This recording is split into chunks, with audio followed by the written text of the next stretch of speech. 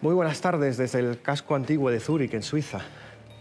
¿Has estado alguna vez a unos pocos centímetros de la cara de un enfermo de viruela? ¿O te has preguntado qué pasaría en tu cuerpo si te contagiaras de una enfermedad venérea grave como la sífilis? ¿O cómo evoluciona un cáncer de piel? Si tienes curiosidad, hoy te voy a llevar a un sitio que es escalofriante y fascinante a la vez.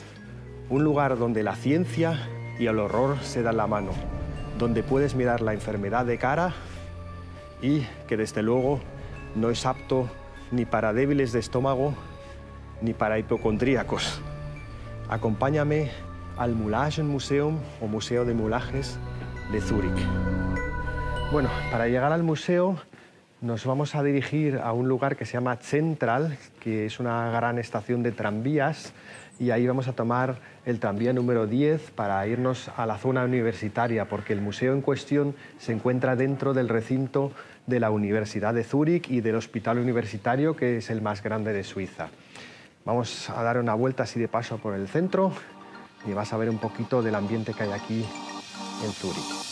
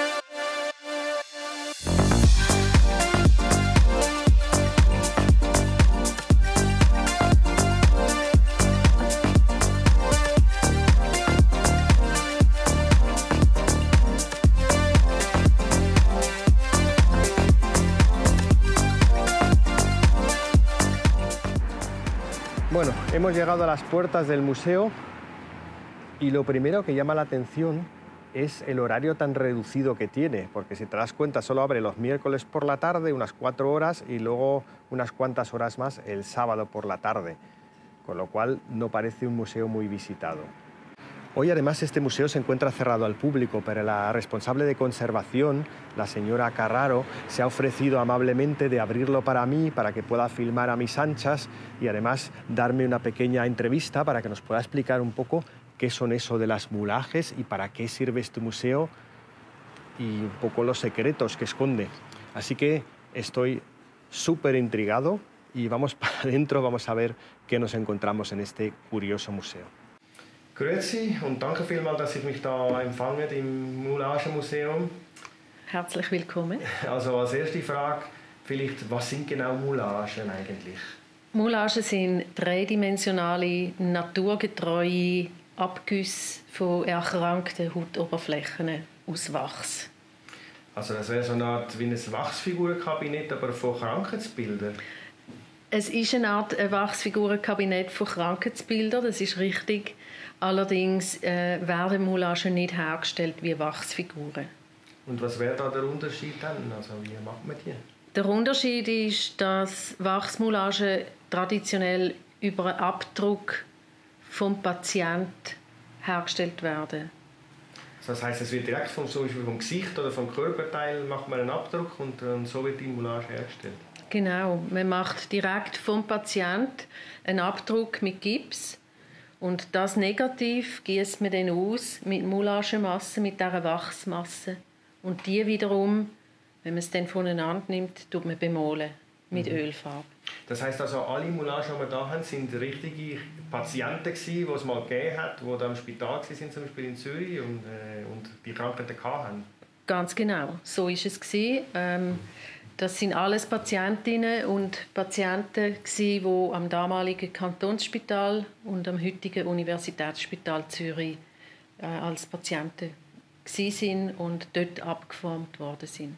Und sind das ältere Moulagen oder stellt man die auch jetzt noch her? Es sind ältere Moulagen, das heisst, die Sammlung existiert seit 1918 ungefähr und seitdem werden in Zürich Moulagen hergestellt. Aber es hat in Zürich nie wirklich aufgehört. Wir wissen heute noch, wie man Moulagen herstellt. Und wenn wir können und Zeit haben und bei Bedarf stellen wir auch heute noch neue her. Das ist seltener, aber wir können das immer noch. Die meisten Moulagen sind wohl bis ungefähr in den 1950er Jahren entstanden. Nachher nur noch wenige. Und also, es ist eigentlich etwas Einzigartiges in der Welt so ziemlich. Ich glaube, es gibt nicht viele Moulagenmuseum. Unseres Wissens gibt es ein Moulagenmuseum, das wirklich nur Moulagen zeigt. Und vor allem ein Moulagenmuseum, das gleichzeitig eine Lehrsammlung ist. Die Sammlung, die Sie hier sehen, wird ja auch im Rahmen des Medizinstudiums Humanmedizin gebraucht als Studiensammlung. Mhm.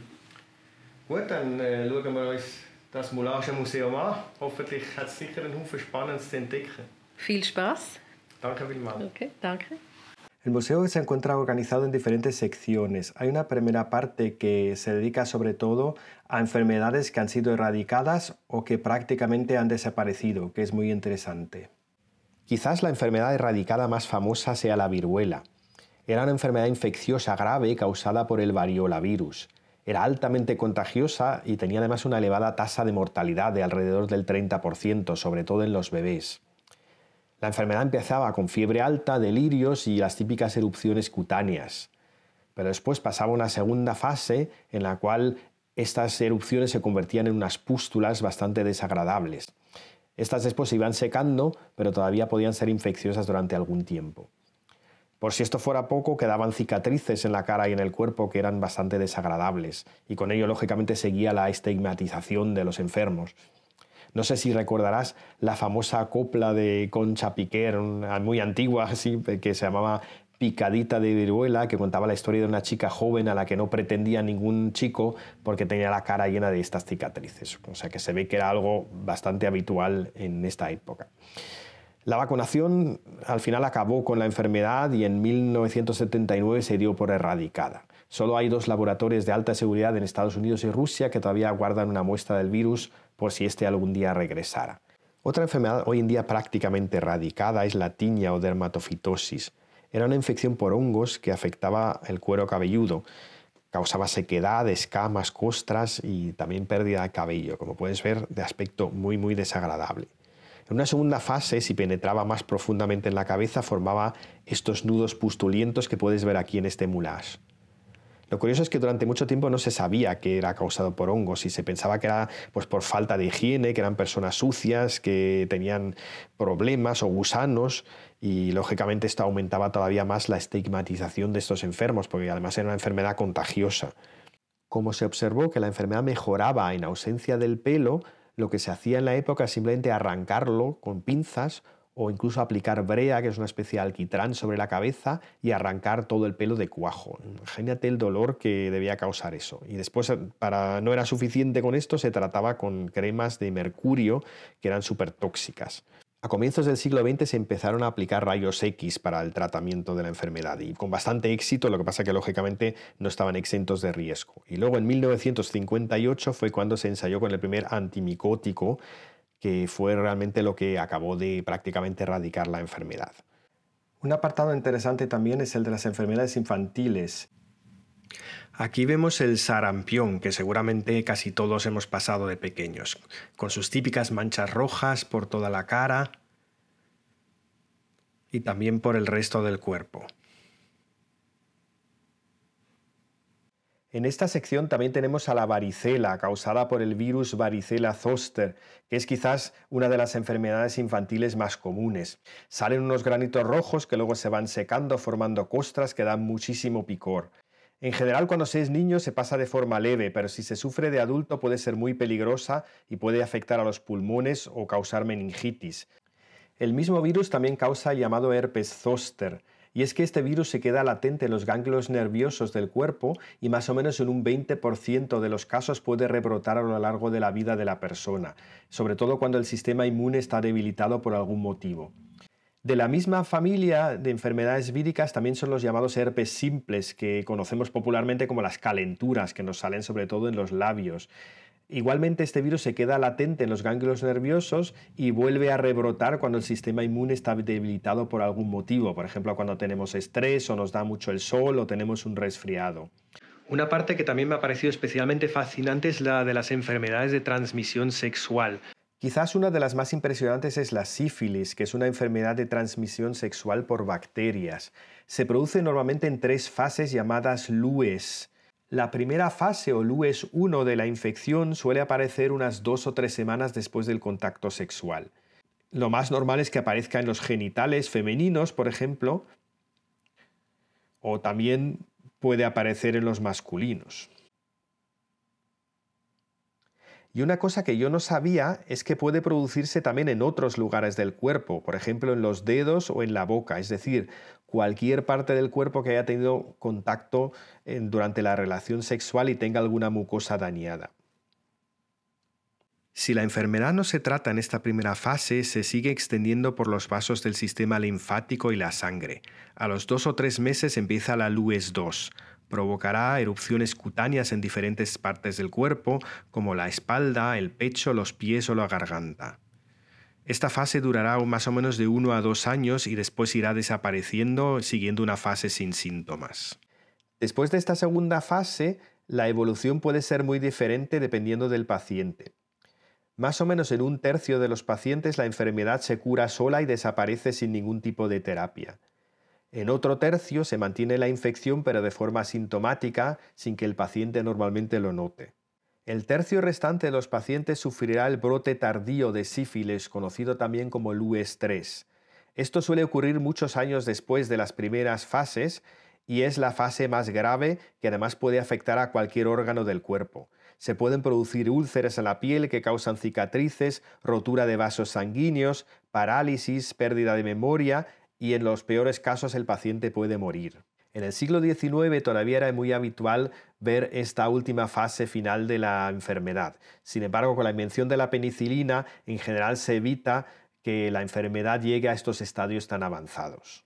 El uso generalizado del preservativo por el miedo a la enfermedad del SIDA redujo de manera muy importante la incidencia también de la sífilis, pero en los últimos años se ha observado una relajación de costumbres y se están volviendo a producir más casos. En este sentido es muy importante tomar siempre precauciones y desde luego viendo este museo puedo asegurar que el sexo es un deporte de mucho riesgo. Una de las afecciones de la piel relativamente común, que también tiene aquí su apartado en el museo, es todo tipo de cánceres de piel, carcinomas, melanomas y demás. Aquí podemos ver la representación de diferentes fases precancerosas desde las que evoluciona la enfermedad. Por ejemplo, está la llamada leucoplasia, que es una lesión blanquecina que se produce en la mucosa bucal. O también existen lesiones precancerosas, como la léntigo maligna, que se puede confundir fácilmente con las manchas de la edad. Algunas de estas lesiones incluso pueden evolucionar creando una especie de protuberancias en la piel. Hay aquí también un moulage bastante interesante que representa la llamada queratosis actínica. Con la exposición a los rayos ultravioletas del sol, con la edad se producen daños en el material celular de la piel en las zonas que están más expuestas, como la cara, las manos o la calva en mi caso. Esto se traduce en piel escamada y con costras que puede ir desarrollándose hacia un cáncer. Ocurre más o menos en un 10% de los casos. Por esto es muy importante localizar tempranamente estas lesiones precancerosas, ya que se pueden tratar muy bien con diferentes técnicas dependiendo del tipo de lesión. Por ejemplo, se puede tratar con crioterapia, es decir, frío, con láser, con cremas agresivas, con radioterapia o terapia fotodinámica. En el tratamiento fotodinámico se aplican unas cremas especiales para que la piel se vuelva sensible a la luz y después se destruye con un haz de luz.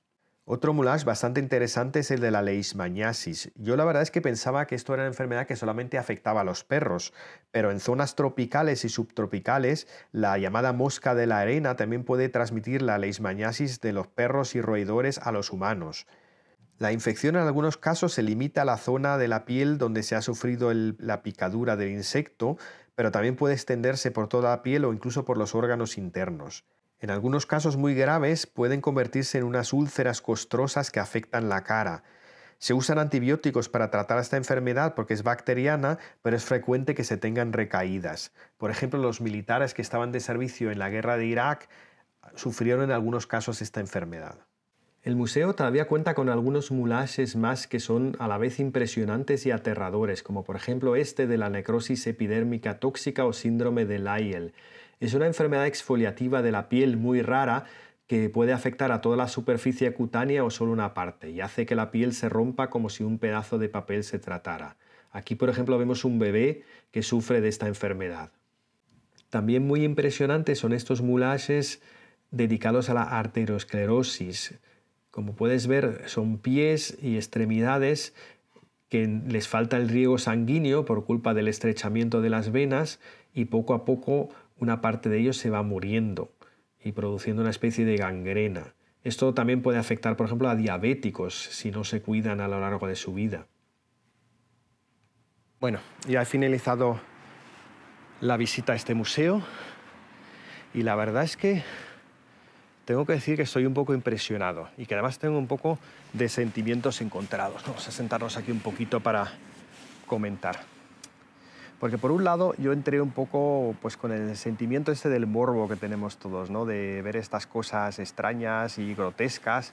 Y bueno, los humanos tenemos un sentimiento innato que, por ejemplo, cuando pasa un accidente, pues no queremos mirar, pero por si nos tramamos, pero igual tenemos curiosidad, ¿no? Y aquí pasa un poco esto también, porque claro, normalmente tú ves a un enfermo que tiene una enfermedad de este tipo, primero no te la suele enseñar o si lo tiene en un sitio más visible como es la cara, pues por respeto no miras, ¿no? Y aquí no hay esa barrera de la amabilidad, de la contención y puedes mirar perfectamente todas las enfermedades de cerca, los granos, las pústulas, todas estas cosas desagradables.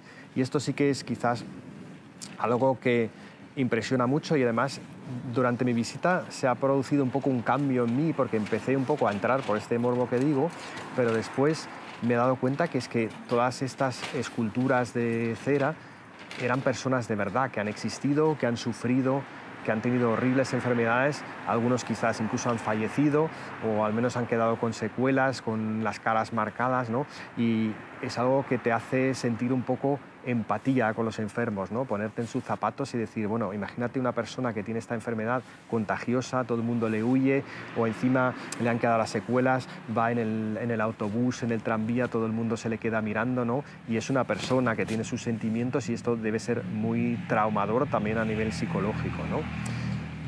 Y luego hay un segundo aspecto que me ha impresionado mucho y es un poco aprender a valorar la ciencia moderna, la medicina, porque es verdad que muchas de estas enfermedades que hemos visto aquí ahora se pueden curar, por ejemplo, con antibióticos o incluso se pueden prevenir con vacunas, ¿no? El caso más llamativo, el de la viruela, ¿no? Que ha desaparecido prácticamente de la faz de la Tierra y tanto sufrimiento causaba. Por eso creo que a veces somos muy duros con la medicina, decimos, oh, todavía no se puede curar el cáncer, todavía no hay vacuna contra el SIDA, pero la verdad es que es increíble lo que se ha avanzado, ¿no? Porque antes de que existieran, por ejemplo, las vacunas contra las enfermedades infantiles, es que a lo mejor uno de cada 5 niños moría antes de la edad de 5 años, ¿no? Y por eso yo creo que debemos romper una lanza por la medicina moderna, también quizás un poco en estos tiempos, ¿no? Donde hay muchas opiniones, mucha controversia, pero yo creo que hemos avanzado mucho. Y bueno, desde que el doctor Fleming descubrió la penicilina, esto lógicamente fue un hito, pero seguimos avanzando y quizás algún día algunas de estas enfermedades que todavía no se pueden curar van a desaparecer también. Bueno, y esto ha sido todo desde el Moulage Museo de Zúrich. Como siempre, si te ha gustado, bueno, quizás en este momento no es gustada la palabra, pero si te ha parecido interesante el vídeo y la visita a este museo, por favor, como siempre, dame un like y si quieres ver más vídeos de lugares curiosos de temas de Suiza que te puedan interesar tanto como turista como residente, o también si simplemente quieres conocer la realidad social, política, económica y de otro tipo de un país en el que a lo mejor no has estado nunca y que quizás puede estar a miles de kilómetros de donde vivas, pues no te olvides suscribirte al canal y sobre todo darle a la campana para que te avisemos cuando se publique un vídeo nuevo. Esto ha sido todo desde Zúrich. Gracias por seguirme y nos vemos en el próximo vídeo.